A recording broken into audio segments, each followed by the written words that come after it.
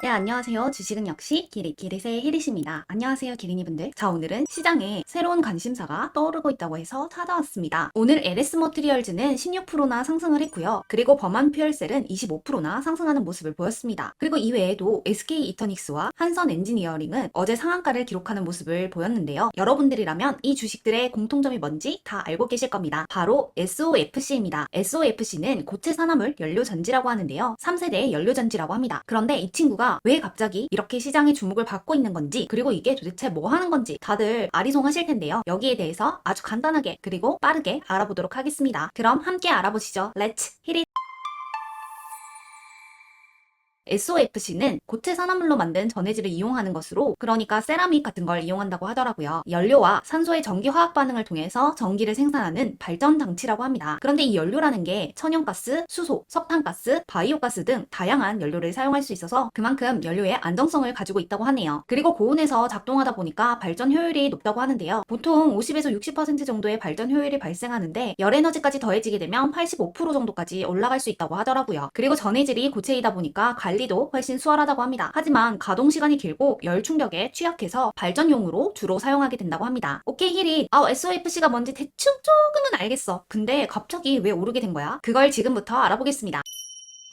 지금 주식시장에서 몇 달째 가장 중요한 키워드로 주목받는 게 뭔지 아시나요? 바로 AI로 인한 전력 수요 급증입니다. 몇 달 전쯤 일론 머스크가 이 이야기를 하면서 화제가 되었었는데요. 글로벌 전력 수요가 증가하면서 변압기 공급이 부족할 것이라고 말했습니다. 거기에는 AI 수요 급증으로 인해서 데이터 센터 수가 증가하는 것, 그리고 미국 제조업의 리쇼어링과 전기차에 대한 수요까지, 이런 부분들이 전력 수요를 증가시키고 있다고 했는데요. 이러한 상황이다 보니까 전력 유틸리티사들은 2028년까지 필요한 추가 전력 예측치를 거의 2배나 늘리는 모습도 보여줬었죠.